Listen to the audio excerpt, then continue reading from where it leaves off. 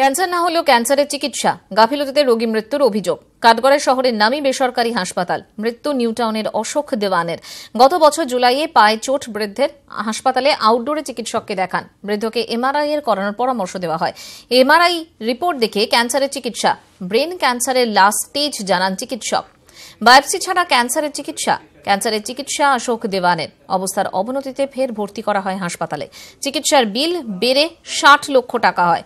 35 লক্ষ টাকা দেয় বৃদ্ধের পরিবার। হঠাৎই রোগীকে ডিসচার্জ করার সিদ্ধান্ত। হাসপাতালের ভূমিকায় সন্দেহ পরিবারের। অন্য হাসপাতালের রিপোর্ট দেখানো হয়। বায়োপসি ছাড়া কিভাবে ক্যান্সারের চিকিৎসা, প্রশ্ন একাধিক বিশেষজ্ঞ চিকিৎসকের। 26 ডিসেম্বর চেন্নাইয়ের হাসপাতালে মৃত্যু হয় তাঁর। স্বাস্থ্য কমিশন, মেডিকেল কাউন্সিলে অভিযোগ পরিবারের।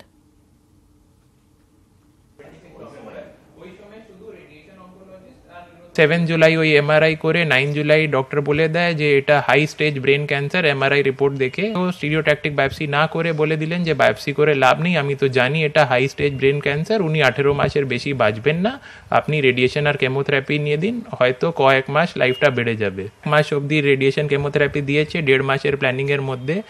তো নিতেই আমার বাবা অনেকটা ডিটোরিয়েট করে একটা বড় লাং ইনফেকশন ডেভেলপ করেছেন। ওই লাং ইনফেকশনের মনিটরিংয়ের জন্য ওরা 26 অগস্ট আইসিইউতে অ্যাডমিট করেছেন মনিটরিং পারপাস বলে।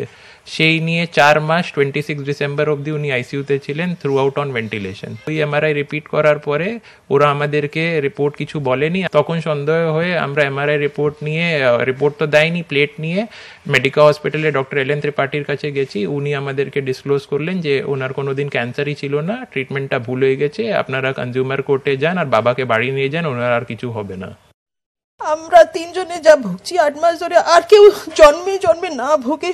ওদের এমনি পানিশমেন্ট দেওয়া হয় যে কেউ আমাদের মতন আর কেউ, কোনো ফ্যামিলি, কোনো ছেলে, কোনো মেয়ে, কোনো ওয়াইফ ওরম আর ভোগে না, যে আর ওরা এরম গলতি করতে পারবে না। ওদের একদম এরম শাস্তি দেওয়া হয় না, কোনোদিন করেনি। কিন্তু ওরা যতই বলতো যে এন্ড অফ লাইফ কেয়ার দিয়ে দাও, এ করে দাও, আমরা বলতাম না। কিছু কিছু ক্ষেত্রে লিভার ক্যান্সার এইসব জায়গায় সেখানে কিন্তু বায়োপসি না করেই কিন্তু তার চিকিৎসা করা সম্ভব, ঠিক আছে, বিজ্ঞানসম্মতভাবে এটা স্বীকৃত।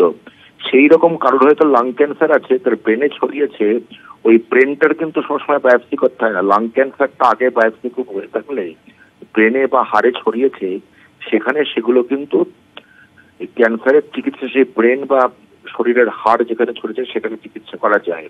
এই পরবর্তীকালে যে বিশেষজ্ঞরা বলেছেন, ধরুন লাংস থেকে ব্রেনে গেলে এবার আমি চিকিৎসা করলাম সেই টিউমারটার, তারপর যখন টিউমারটা মানে চলে গেল তখন এমআরআই করলে কিন্তু নর্মালি বেরোবে, তখন তারা বলবেন যে ওখানে টিউমার ছিল না, কিন্তু যে টিউমার থাকাকালীন তার এমআরআইটা দেখেননি।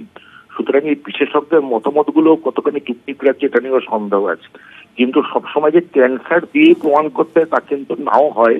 কিছু কিছু ক্ষেত্রে বিশেষ করে সেকেন্ডারি, যেখানে এক জায়গা থেকে আরেক জায়গায় ছড়িয়ে পড়েছে, অথবা কিছু প্রাইমারি টিউমারও যার মধ্যে ব্রেনও আছে বা লিভার আছে, এরকম কিছু কিছু জায়গায় কিন্তু বায়োপসি না করেও কিন্তু চিকিৎসা করা সম্ভব।